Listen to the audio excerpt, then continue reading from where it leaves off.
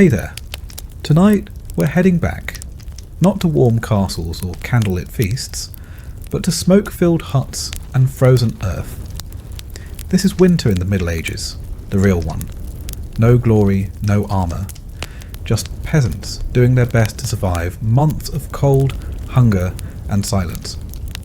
Snow drifted through the roof. Bread turned to stone. Wolves came closer.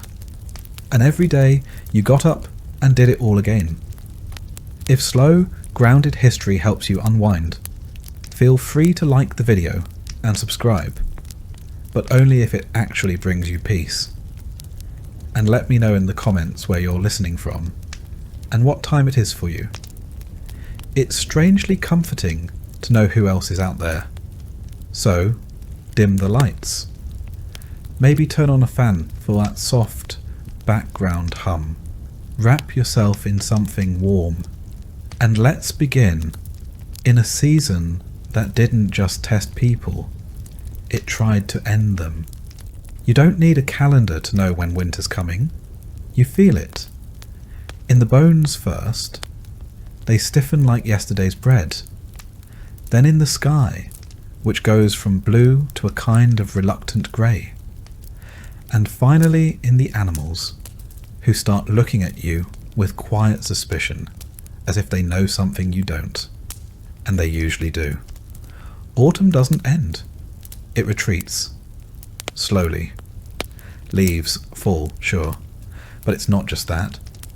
It's the way the wind changes direction.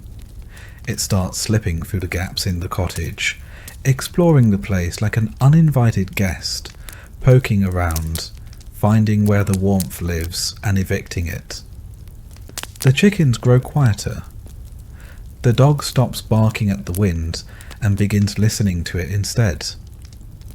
That's how you know it's nearly time. The sun, when it shows up at all, feels thin, as if it's forgotten how to be warm. And everyone walks just a bit faster, not because they're in a hurry, but because standing still hurts more now. There's no grand announcement, no snowstorm with a flourish. Winter arrives like debt, quietly and with a great deal of consequence. The first task, always, is denial. You pretend the cold is temporary, a chill, nothing more. You wear the same tunic you wore in October, but now with a cloak that's more whole than fabric.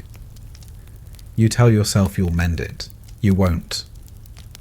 Not because you're lazy, but because the needle's bent and the threads run out, and your fingers are too numb to hold either. We talk a lot about preparation, as if we were always ready. But let's be honest, most winters arrive when we're not quite finished with autumn. There's always a corner of the roof you meant to fix, or wood you meant to chop. Always something still left in the garden that didn't get dried or salted or stored in time. Still, you do what you can. You stuff straw between the gaps in the wall. You drape cloth over the doorway. You rearrange the beds so everyone sleeps a little closer to the hearth. Even Uncle Gawain, who smells like sheep and talks in his sleep about debts no one remembers. You don't light fires all day. That's a luxury. Wood is for evenings, for cooking, and for the hour or so when everyone pretends to be cheerful. The rest of the time, you rely on movement, layering, and the heat of several reluctant siblings pressed together under one scratchy blanket. The animals sense it too. They linger longer near the shelter. The chickens huddle. The pigs go quiet, which is deeply unsettling. The cows grow more irritable, which is to say, they remain exactly the same. Outside, the ground turns to iron. The paths that were muddy last week are now treacherous, half-frozen ruts that twist ankles and swallow boots. Water in the bucket develops a skin of ice. You break it each morning with a ladle, then curse softly as it numbs your hands. And the sky. The sky just hangs there, low, grey, expectant, like it's waiting for something.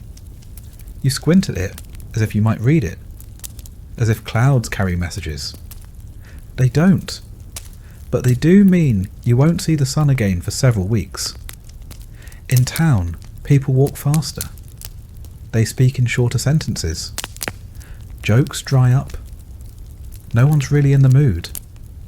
Even the church sermons get a little darker. The priest reminds you that cold weather is God's way of encouraging humility. You wonder if God might try a slightly warmer lesson plan. And then, finally, one morning, it happens. Snow. Not a blizzard, not yet.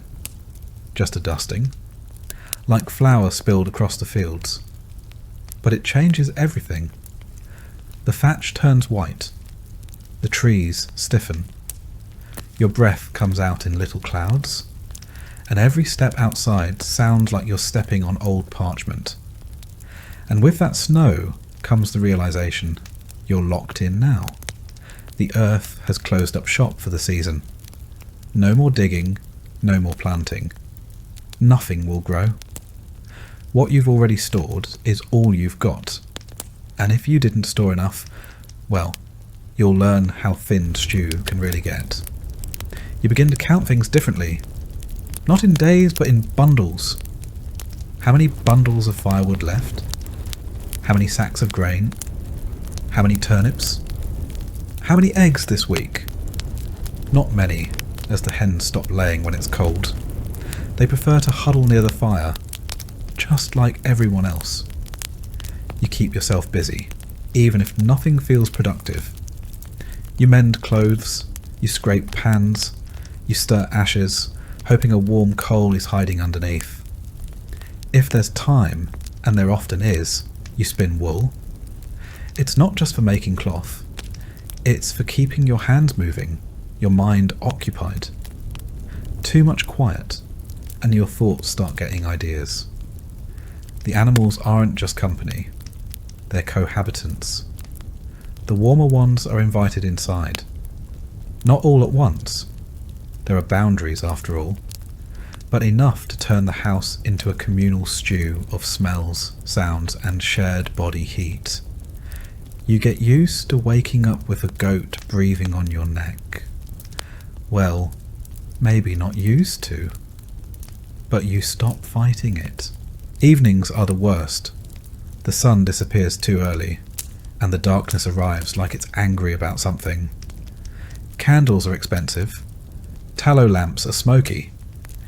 You sit near the fire if there's one going, and you listen. To stories. To wind.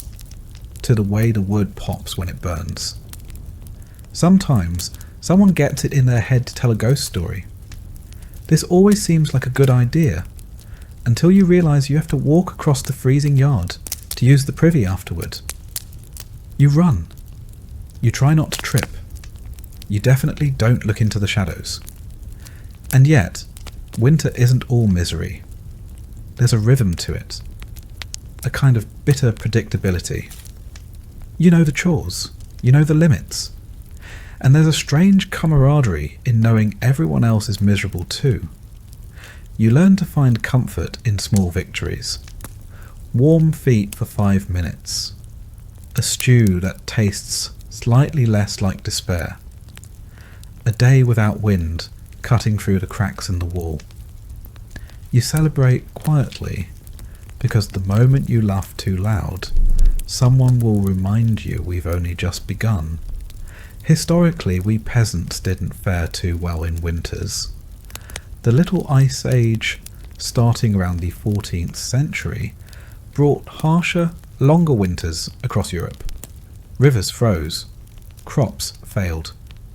In some years, the Rhine froze solid for months, and markets were held right on the ice. Yes, people shopped on frozen rivers, until the ice decided otherwise. In particularly bad years, like 1315 to 1317, rain ruined crops for seasons. It wasn't just cold, it was famine. Up to 30 million people affected. And when there's no food, people get imaginative. Cannibalism was whispered about. Infanticide too. Not dinner table conversation, but then again, we didn't always have dinner. But that's the thing about winter. It's not just about enduring the cold. It's about enduring each other. A family of 6, 3 goats, 2 chickens, and a bucket of salted fish sharing 20 square feet of living space? That's a social experiment with no exit. You hear every cough, every complaint, every unfortunate digestive development. Privacy becomes a myth. Modesty goes out with the sunlight. You do your best not to argue, not out of patience, but because it stirs up the air and lets in more cold. And so you settle in. You shrink your world down to a few feet around the fire. You learn the weight of every blanket, the creak of every board, the rhythm of the weather. Days shorten, nights lengthen, and time starts to dissolve into a sort of frozen soup. You're not living, exactly. You're enduring. And eventually, you stop asking how long winter will last. You just wake up each day and survive that one. If you're lucky, the firewood holds out. If you're very lucky, the roof does too. Because in a medieval winter, the cold doesn't knock. It lets itself in. And stays a while. And tomorrow it starts again. Winter doesn't just try to kill you with cold. It kills you with chores. And at the top of that frozen to-do list? Wood. Endless amounts of it. You don't just need a few logs for ambience. You need firewood like your life depends on it, because it does. Everything revolves around fire. It cooks your food, warms your bones, dries your socks, scares off rats, and makes the house only mostly uninhabitable. Without it, you're not a peasant. You're a popsicle with taxes. But fire doesn't magically appear. It takes wood, lots of it. Cut, carried, chopped, stacked and cursed at. Gathering firewood is the medieval equivalent of having a second full-time job, except this one pays in back pain and frostbite. There's no chainsaw, no gas-powered anything. Just an axe that's been in the family so long you're not sure if it's a tool or an heirloom. The handle's cracked, the blade is blunt. But it's still better than using your hands, which, let's face it, you probably will anyway once the axe gets stuck in the third log. You start in autumn, of course. Everyone says that. Start early. Except there's never enough time. The harvest runs late, your neighbour borrowed your axe, and you sprained your ankle trying to outrun an angry goose. So here you are in December, swinging steel at a tree like it insulted your mother, praying it falls in the right direction. And trees don't cooperate. They're heavy, unpredictable, and covered in snow. You cut one down, only to realise you still have to chop it, carry it, and stack it. Repeat 50 times. If you're lucky, your back just hurts. If you're not, the tree lands on you and you become a cautionary tale. Once the wood is chopped, it needs to dry. That takes months. So you burn it wet, which means it smokes, hisses, and barely burns at all. Congratulations. You've just turned your home into a tepid, smoky nightmare. Hope you weren't planning to breathe properly this winter. The rich, of course, have options. They hire people. They send servants into the woods while they sip wine in front of a roaring hearth. You are the servant, and your hearth is mostly a pile of wet twigs trying their best. Legally, you're not even allowed to gather wood in some places. Forests belong to lords. And if you're caught collecting kindling on noble land, the punishment ranges from fines to beatings to, occasionally, being made an example of. For picking up sticks. Yes, really. That's why many peasants turn to alternatives. things like peat, dried animal dung, or bundles of brush. These technically burn in the same way that technically soup counts as a meal. Peat gives off heat, but it also gives off a smell like wet ashes and regret. Dung burns surprisingly well, but let's not pretend anyone's happy about it. Still, you use what you have. You gather dried cow patties with frozen hands and pretend you're not inhaling memories of last summer's pasture. The good news? It's free. The bad news? Your cottage now smells like a campfire held inside a barn. Stacking firewood is an art. Too tight and it moulds. Too loose and it falls over and breaks your toe. So you build a neat pile against the wall of your house, wrap it with whatever canvas you can steal from your cousin, and hope it doesn't collapse under snow. It will. And you never have enough. That's the golden rule. Doesn't matter how much wood you cut, it's never enough. By February, you're down to burning fence posts, old furniture, or anything that vaguely resembles timber. There's no sentimentality. If it catches fire, it's fuel. You dream of firewood. You count logs instead of sheep. You have actual arguments over who burned the good stick too early. You ration embers. You hoard coals like they're treasure. And if you manage to find a particularly dry branch under the snow, you bring it home like a war trophy. Sleeping in winter is a gamble. If the fire dies out, the temperature inside drops to hope you wrote a will. You tuck in close, under layers of blankets, furs and other humans. Not because you like them, but because survival beats personal space. In some homes, livestock sleep inside too. Not out of kindness, out of necessity. Chickens provide eggs and ambient warmth. Pigs are radiators with hooves. Cows are basically space heaters that moo. It's not cosy. It's crowded, noisy, and smells like a petting zoo collapsed into a soup kitchen. But it's marginally better than freezing to death. Historically, peasants didn't just rely on personal effort. Communities often worked together to chop and haul wood. It was less about bonding and more about shared suffering. Everyone had blisters. Everyone was freezing.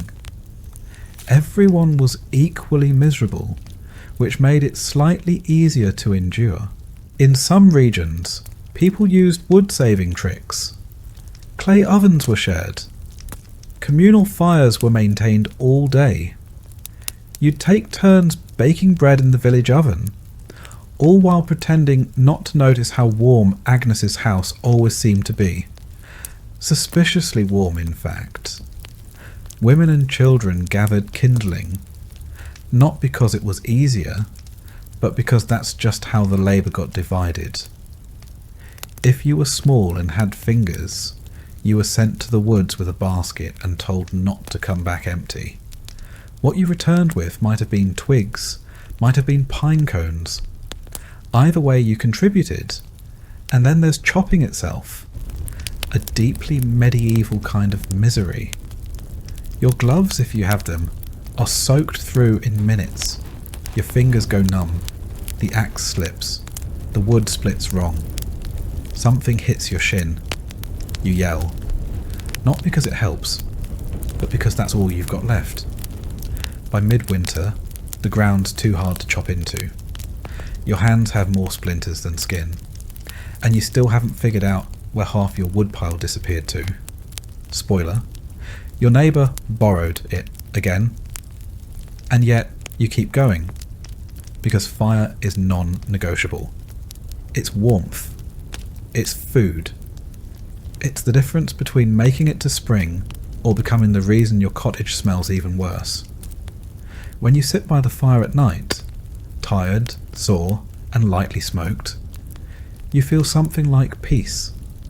Not comfort, just the absence of immediate doom, which, in the Middle Ages, is as close as you're going to get. Of course, some winters are worse than others. You remember the bad ones by name. The winter of 43 when the roof collapsed, or the long freeze when the river turned to stone and everyone tried ice skating in wooden shoes. Some didn't make it. A few froze. A few just left and never came back.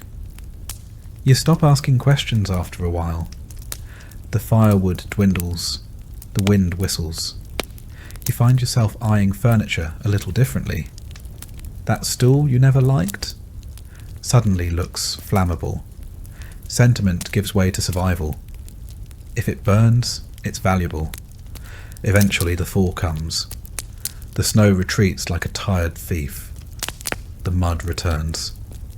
Your boots vanish somewhere in it. But you made it. You survived another medieval winter without running out of wood, without freezing to death, and without strangling your cousin for stealing your best log. That's the victory. No medals, no parade, just frostbitten fingers, permanent smoke smell, and the deeply satisfying knowledge that you're not a popsicle. Not this year anyway. The next morning you do it all over again, because even as spring edges closer, the cold lingers. The chores never stop. And the fire, that fickle, flickering little god, always wants more. More wood, more sweat, more of you. And you give it. Because in the end, it's not about comfort. It's about survival, one splinter at a time. And tomorrow, same routine. Chop, stack, burn, freeze, repeat. You don't beat winter. You survive it. And if you're lucky, next year's axe won't break before your spirit does. Because in the end, winter doesn't care how tired you are. The logs won't chop themselves. The fire won't feed itself. And warmth, that rare, fleeting thing, has to be earned every single day. You don't need a calendar to know it's winter. Your stomach tells you first, loudly, repeatedly. It's not hunger in the modern sense. That gentle rumble that reminds you to check the fridge. It's deeper, angrier. The kind of emptiness that makes you stare at bark and wonder, could I stew that? Food in a medieval winter is like firewood, always running out, never easy to get, and guaranteed to cause arguments. You don't plan meals, you ration them, you stretch them. You look at 3 shriveled turnips and call it a feast. You start with what you've stored, grains mostly, barley, rye, oats, wheat if you're rich, or stealing from someone who is. You keep them in sacks, barrels, or anything that keeps out rats, which is nothing. The rats always find a way. They're like furry tax collectors with teeth. Most of your meals revolve around pottage, the medieval mystery stew. It's not so much a recipe as a lifelong experiment. You throw in whatever's edible and hope it doesn't kill you. Root vegetables, dried beans, wilted greens, maybe a strip of dried pork if you've got royal connections, or a generous neighbour. It simmers for days, sometimes weeks. New ingredients are just added to the pot. Old ones never quite leave. It tastes like boiled earth, with a hint of onion and regret. You eat it anyway, every day, twice a day if you're lucky, not because you like it, but because it's there. And in winter, that's enough. Meat is rare. You don't have a freezer. You don't even have a cold cellar. Just a slightly less awful corner of the cottage. If you did slaughter something in the fall, a pig, a goat, your neighbour's least favourite chicken, you salt it, smoke it, dry it, and then hide it from everyone in the house, especially the kids. Kids will eat anything, including raw bacon and the string you tied it with. Sometimes you fish. If the river isn't frozen, if the ice isn't too thick, and if you haven't already burned your fishing rod for kindling. Ice fishing is a thing, just not a fun thing. You chip away at a hole in the ice while your toes slowly lose sensation. Then you sit, wait, and contemplate how life became a series of increasingly stupid decisions. If you're near the sea, you might dry some herring or smoke eel. It's nutritious. It's long-lasting. And it tastes exactly how it sounds. If you're not near water, you rely on whatever your neighbours didn't guard well enough. Bread is essential, but it's also a gamble. Made from whatever flour you've got, rye, barley, sometimes lentils, and often padded out with filler. Sawdust, yes. Grounder corns, maybe. Bark, on a bad year. Bread isn't soft and fluffy. It's a blunt object. Something between food and medieval defence weapon. And sometimes the bread fights back. In damp storage, rye can grow a fungus called ergot, a delightful little microbe that causes hallucinations, convulsions, and occasionally death. You don't know this.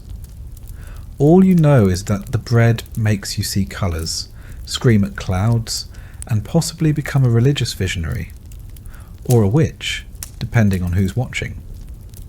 Dairy helps. If you have animals that haven't frozen, wandered off, or been eaten. Milk spoils quickly, so you turn it into butter or cheese. The cheese is hard, salty, and vaguely threatening. Butter's a luxury. You keep it wrapped in cloth, hidden under your bed like it's gold. Because in winter, it basically is. Eggs? Not likely. Chickens slow down in the cold. They're too busy trying not to die. You might get one a week, maybe two if you speak nicely to the hens and threaten the rooster. That egg goes in the pottage, or you stare at it long enough to get full from imagination. Fresh fruits and vegetables? That's adorable. No apples, no greens. Maybe a dried plum from last August, if it didn't rot or become home to a worm. Most vitamin C comes from sour cabbage or fermented turnip, lovingly described as crunchy disappointment in vinegar. It keeps scurvy away, but also friends. Preservation is everything. You salt, smoke, pickle, and dry anything that once moved, grew, or was near something that did. You make jams from berries, if you managed to find them, and didn't eat them all in a sugar-starved frenzy last summer. You hang herbs from the ceiling, until they drop into the soup one by one like leafy confetti. Nothing is wasted. Bones are boiled twice. The fat is saved. Even the ashes from the fire end up in soap or used to scrub pots. If someone throws away food, you question their sanity. Or you marry them, because clearly they're wealthy enough to waste things. And then there's hunger itself. Not mild hunger. Not I skipped lunch hunger. But the kind that makes you feel your stomach rubbing against your spine. The kind that makes you chew slowly, not for flavour, but to make it last. Hunger's a full-time presence in winter. It sits with you, watches you cook, comments on your portions, judges your neighbour's squirrel stew, and says, actually, that looks alright. There's a rhythm to it. You wake up hungry. You go to bed still hungry. You learn to live with the gnawing feeling, like a mouse chewing inside your belly. Eventually, you stop noticing. Until you smell stew from a neighbour's hut and immediately consider selling a sibling. Even the better off peasants don't eat well. They just eat slightly more of the same bland, mealy disappointment.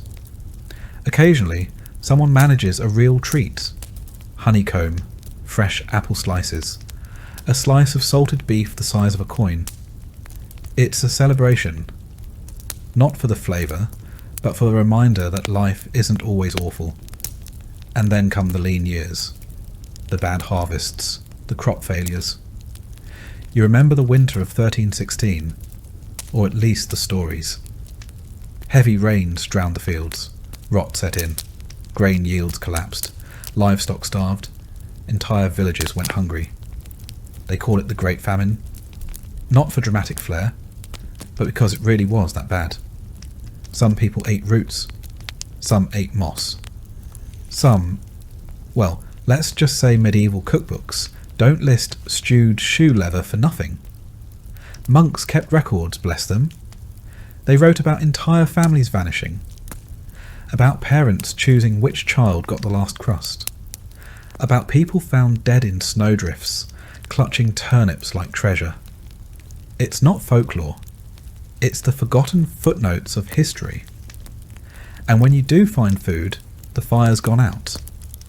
So you eat cold stew by candlelight, huddled under a fir that still smells like the animal it came from.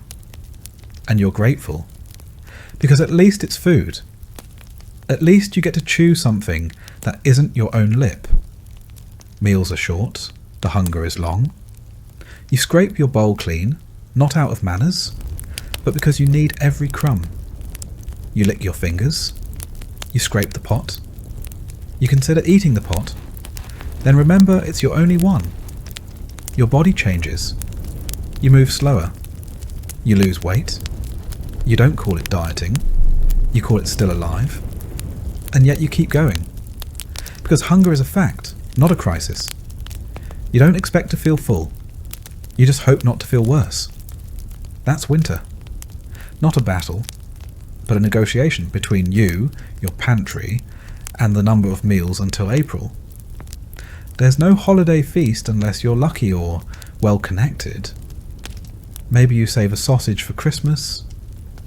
Maybe a neighbour shares a pie made with mystery meat and courage. You don't ask questions. You eat, you smile, and you try not to cry when it's gone in 3 bites. Even the celebration foods are practical. Spiced ale, if you can afford spices. Nut cakes, if anyone had nuts. Pies filled with dried fruits, soaked in syrup and desperation. They're more ritual than indulgence. A way to remind yourself that joy exists, even if it's crusted in soot and shared with a dozen shivering relatives. So, what did you eat in a medieval winter? Anything that wouldn't eat you first. Anything you could preserve, hide or boil until it stopped arguing. You didn't dine, you survived. Because in the end, hunger wears a wool coat. It wraps around you. It stays close. It whispers in your ear. And when spring finally arrives, the first green shoot you see, you don't admire it. You bite it. Your home in the Middle Ages is not a refuge. It is not a sanctuary. It is not, by any modern standard, a building. It's more like a wooden suggestion of shelter, loosely stapled to a dirt floor and held together by good intentions, dried mud, and the unspoken agreement that nobody sneezes too hard. Let's start with the walls. Wattle and daub if you're lucky. That's woven wooden strips covered in mud, straw, and whatever else was lying around. Cow dung, hair, gossip. You pack it all together and pray it hardens before the next storm hits. Spoiler, it doesn't. On a good day, the wind whistles through the cracks. On a bad day, the wind howls through like it owns the place and wants rent. There is no insulation. There is no sealant. There's just the outside and slightly less outside. Your roof is thatched, of course, which sounds quaint until you realise it's just dried plant matter arranged in a vaguely triangular shape. It leaks constantly. Rain comes in. Snow piles up. Birds nest in it. Mice move in and start charging rent. If you're lucky, it only partially collapses during a storm. If you're not, you wake up with your ceiling in your lap and a chicken on your face. The floor? Dirt? Just dirt? If it's muddy, you wait. If it's frozen, you slip. If it's dry, it turns to dust and gets into everything. Your lungs, your eyes, your soup. You try throwing down straw to soften it, which lasts approximately 6 hours before turning into a trampled, mouldy paste that somehow smells like feet and despair. Windows? Don't be silly. Glass is for churches and rich people. You have holes. If you're feeling fancy, maybe you stretch some oiled parchment over the opening. It lets in light and also every draft between now and Easter. Curtains? Number cloth is too valuable to waste on luxuries like privacy. Doors barely latch. Hinges groan like wounded animals. You can barricade it with a log, or if you're short on logs, because you've already burned them for heat, maybe just hope the wind isn't in a mischievous mood. Fireplaces are central, but not in a cosy way. There's a fire pit in the middle of the room. No chimney, just a hole in the roof. So the smoke rises slowly, filling your home with a lovely grey fog that coats your walls, your lungs, and any hope you had of clear breathing until spring. You don't smell the smoke after a while. You are the smoke. Now let's talk furniture. You don't have much. A wooden bench, maybe a stool. A table if you're living the high life. Beds are shared with your spouse, your children, and occasionally livestock. The mattress is straw stuffed into a sack, which sounds fine until you remember that straw doesn't stay fluffy. It compresses, moulds, and invites bugs. Your pillow is another sack. If you're lucky, it's full of feathers. If you're not, it's just more straw, possibly slightly less crunchy. Blankets? Wool, if you've got it. Or furs, if something nearby died recently. Most nights, you sleep in your clothes, under everything you own, hoping body heat plus faith equals survival. And if your fire dies out overnight, you wake up frozen in your own breath cloud, questioning every decision that led to this point. Heating the place is a challenge. You keep the fire going, sure, but heat rises, smoke rises, and unfortunately, you're sleeping on the floor, which means your toes freeze while your rafters get a lovely sauna experience. Stones around the hearth help. They absorb heat and release it slowly, but only if you have enough fuel to make them warm in the first place. You seal up cracks with moss, cloth, or mud. It doesn't work. The wind finds a way. It always finds a way. There are days when you swear the air inside is colder than the air outside. And you do something about it, but your fingers are too numb to untie your cloak. Lighting's another delight. You've got tallow candles, which drip, sputter, and reek of beef fat. Or rushlights. Reeds dipped in animal grease, which burn like someone tried to weaponize a salad. The smoke from these mingles with the hearth smoke, until the whole room is a low hanging haze of medieval asthma triggers. And let's not forget the noise. Thin walls mean you hear everything. The wind, the livestock, your neighbour sneezing, your own stomach growling back at you, like it's filing a complaint. Privacy? A myth? Solitude? Only if you walk into the forest and don't come back. Of course, it's not just people living here. Your cottage shares space with animals. Chickens nest in corners. A goat sleeps under the table. If you've got a cow, she lives in the lean-to attached to the wall, unless it's too cold, in which case she joins you in the main room. There is no such thing as indoor and outdoor. There is only not dead from the cold. This makes the house warmer, slightly. It also makes it louder, messier, and smell like a barn that recently lost a bet. You sweep the floors, but the dirt just rearranges itself. The straw bedding smells like old milk. And if a chicken decides to lay an egg next to your head in the middle of the night, you say thank you and try to fall back asleep before it poops on your blanket. Your roof also houses guests, birds, rats, insects. The thatch is thick enough for nesting, which means, come spring, you'll hear the pitter-patter of tiny feet above you at all hours. Sometimes they fall in. It's normal. You scream. The rat screams. And then you both pretend it never happened. Maintenance? Constant. Daub cracks. Rafters bend. Doors sag. The wind tears the roof. You fix what you can with what you have, and which is string, hope, and a very dull knife. You can't afford nails. You wedge things into place. You hammer wood together using a rock and a prayer. And if it's raining and the roof's leaking, you don't grab a bucket. You grab all the buckets. You position them around the house like you're trying to win a very sad game of splash chess. You learn which spots drip first. You name them. You curse them.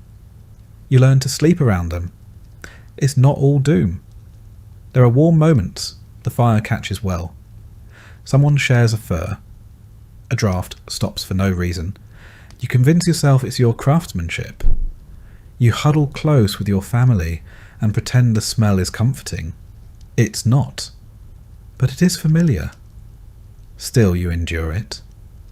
Because this isn't just a pile of timber and bad smells. It's home. It's where you were born, where your children were born, and where someone probably died last week. You patch it. You sweep it. You whisper to it in winter, like it's a sick relative. Just hold on a little longer. You don't compare it to a castle. You compare it to not freezing to death. And by that measure, it's doing fine. Some wealthier peasants whitewash the walls. Not for luxury, for lice. The lime kills bugs. A fresh coat every year keeps the walls bright and the infestations mostly cosmetic. You think about doing it. You even collect the lime. But then the firewood runs out again. You hang herbs to make the air smell nicer. They dry out, crumble, fall into your soup. You eat them anyway. The taste is weird, but you tell yourself it's seasoning. It's not.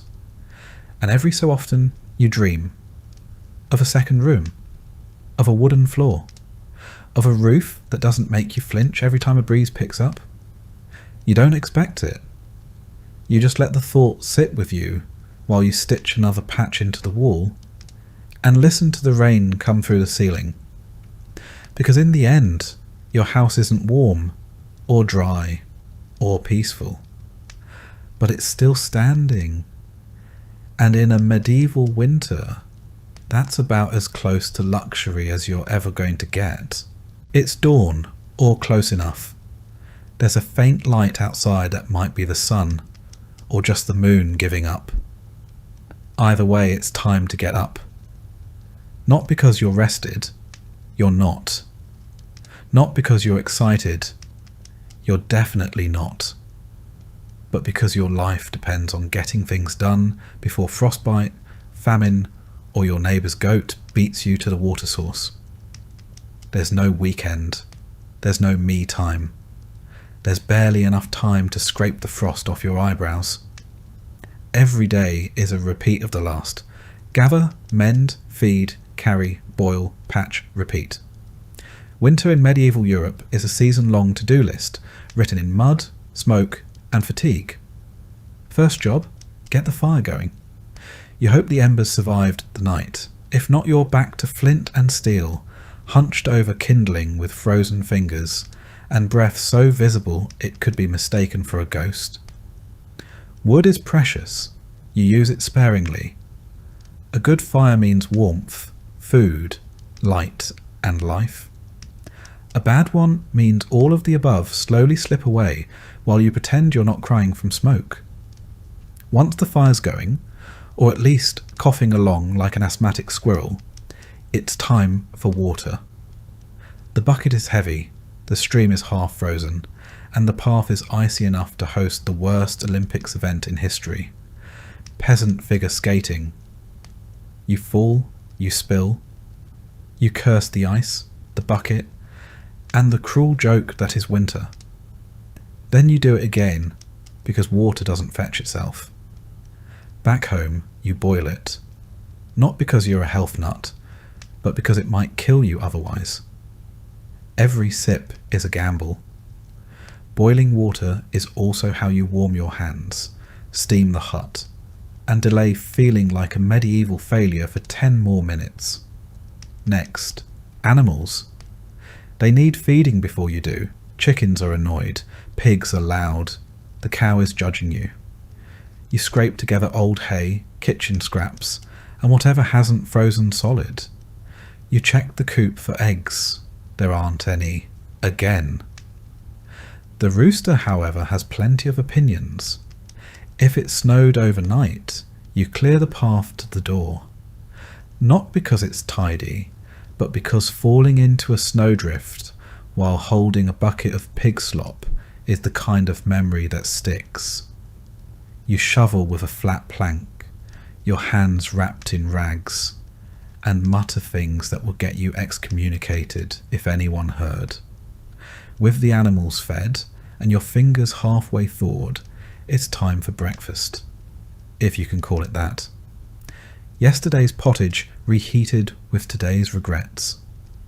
Maybe some crusty bread. Maybe not. If someone remembered to scrape the pot clean last night, you're scraping the scrapings. No one complains. Complaining takes energy. Then it's time for the real work. If you're a man, it's chores in the fields, forest, or forge. If you're a woman, it's everything else.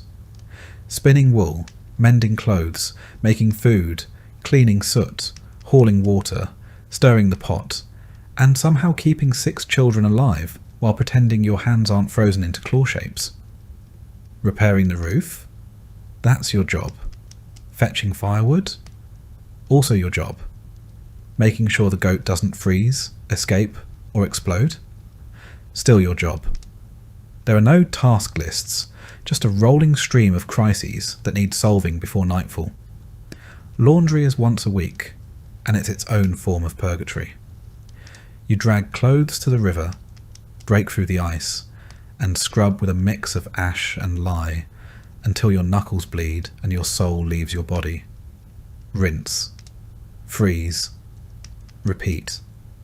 Cooking is a game of improvisation and lowered expectations. You stir the same pot you used yesterday. You skim the surface for mould and add more water. Maybe some herbs. Maybe a pebble for texture. You serve it hot and call it soup. Afternoons are for fixing things.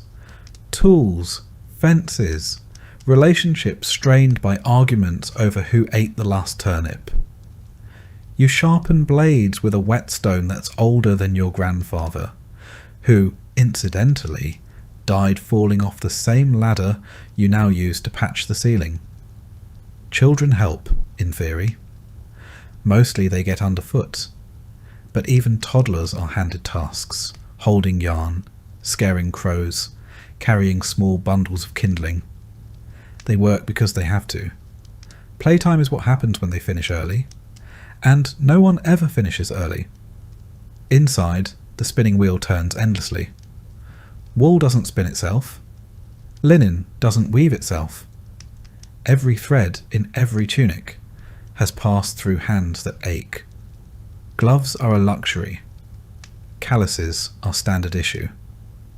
And if you drop a spindle and it rolls into the fire, you just stare for a moment and quietly consider walking into the flames after it. By late afternoon it's already dim. The sun barely tries in winter. Shadows stretch long. You rush to finish the day's tasks before the light fails. You patch walls with mud, rehang door hinges, fix a leaking roof with nothing but straw, a rock, and wildly misplaced optimism. Then you prep for the evening, stir the stew, stoke the fire, scrape the frost off the inside of your water bucket. You change into warmer clothes, which are the exact same clothes, but with one more layer of sadness. Dinner arrives, such as it is. A bit of stew, some bread, a communal mug of weak ale, or water that's been boiled 3 times just to make it less deadly. You sit near the hearth. Not too close, sparks, not too far, frostbite. You eat fast. The warmth fades quickly. Afterward there's no winding down. You're still spinning thread, mending socks, patching cloaks, scraping soot. Children sleep near the fire in a tangle of limbs and snoring. Adults stay up, not for leisure, but because the fire needs tending and tomorrow's firewood needs hauling. If you're lucky, there's a song. Someone sings softly while spinning or shelling peas. It's not joyful, but it is comfort. A reminder that life still exists outside the labour. Just barely. Night falls early. You lay down in the same clothes, under the same damp blanket, on the same straw mattress. You listen to the wind rattle the shutters. You hear the goat fart in its sleep. You hope the roof holds. You hope tomorrow is warmer, or at least not worse. You fall asleep mid-thought, not because you're calm, but because exhaustion is the only lullaby you can afford. Of course, this is just one day. Tomorrow you do it all again. Every chore repeats. Every moment aches. There's no such thing as catching up, only falling behind more slowly. Holidays are rare and misleading. A day off might mean attending church in the cold, standing for hours while a priest reminds you that suffering is good for the soul. Then you return home and catch up on the chores you couldn't do because of all that spiritual enrichment. The rhythm of winter life is monotony with stakes. You don't do chores to feel productive. You do them because not doing them means someone doesn't eat, doesn't warm up, doesn't make it through February. The margin for error is microscopic. A torn cloak, a lost hat, a broken tool, all potential disasters. Every task, no matter how small, hums with quiet urgency. And still, you keep going, because you must.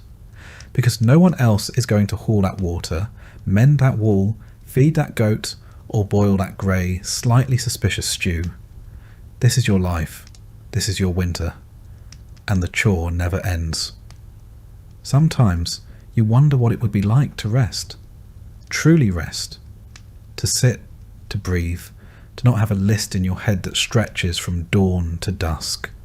But rest is a luxury. Movement is survival. So you shift the logs, fold the wool, quiet the baby. Nod to your spouse across the hearth. Another day done. Another set just like it to come. The work doesn't stop, but neither do you. Even in sleep, your body aches with memory. The blisters, the burns, the bruises. They don't heal. They just become part of you. Like the smoke in your clothes. Like the frost on the windowsill.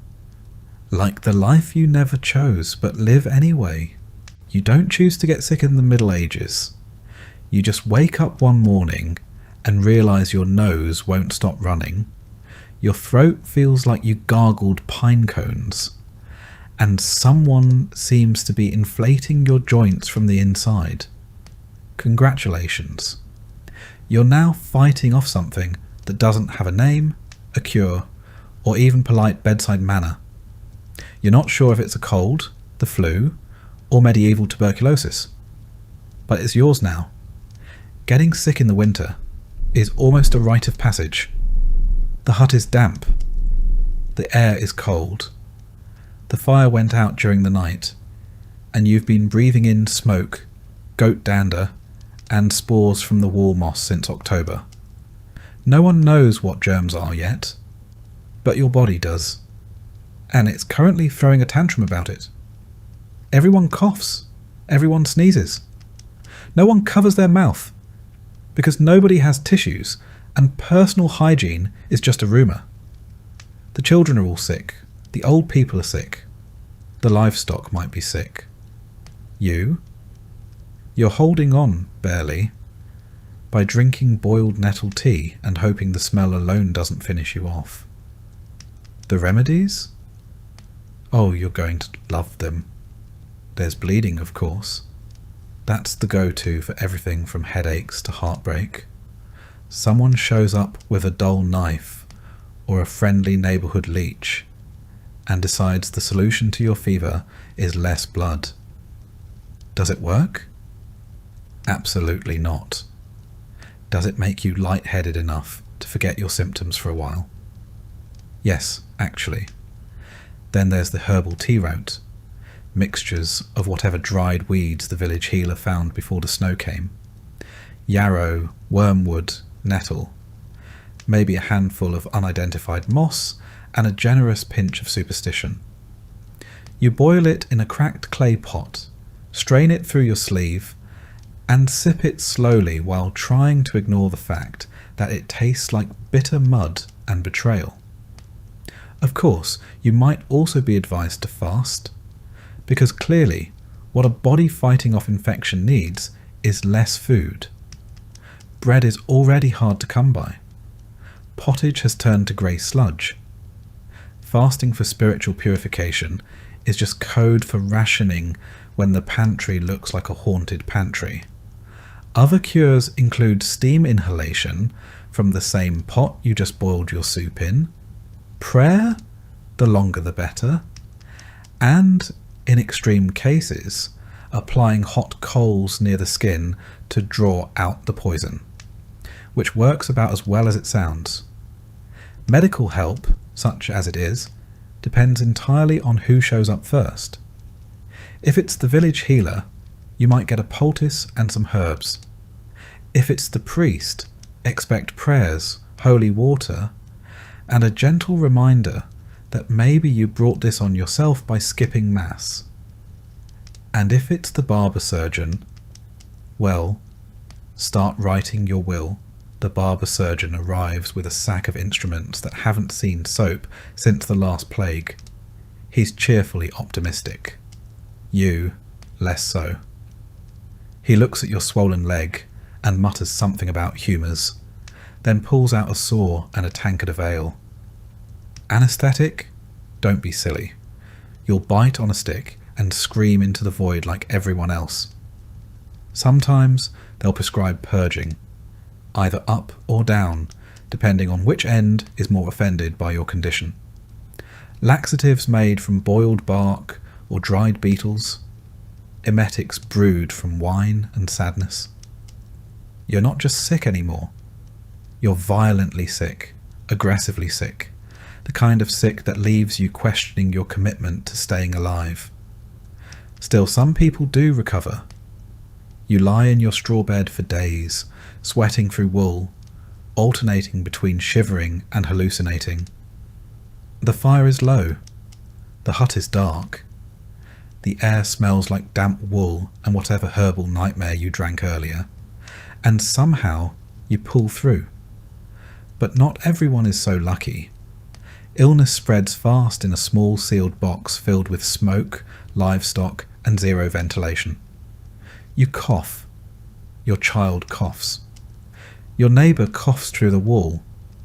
Within a few days, half the village is sniffling, wheezing, or laid out flat under mouldy blankets, being fed onion water and last rites in equal measure. No one knows what's causing it, so naturally people guess. Maybe it's bad air. Maybe it's a curse. Maybe old Maud gave someone a funny look in church last week, and now the whole street's coughing blood. Superstition mixes with desperation until you're hanging herbs over doorways, burning dried sage, and sleeping with iron under the bed to ward off evil spirits. It doesn't work, but at least it smells nicer than the goat. The worst part is you can't stop working. You're sick, but the firewood still needs chopping. The cow still needs milking. Your kids still expect dinner. even if it's just a steaming bowl of hope and nettles. Rest is a luxury reserved for corpses. So you stagger out of bed, wrap yourself in every piece of wool you own, and shuffle through the snow like a disgruntled ghost. And all the while, the risk looms that this won't just be a cold, that it's the start of something darker. Typhoid, pneumonia, the kind of thing that doesn't announce itself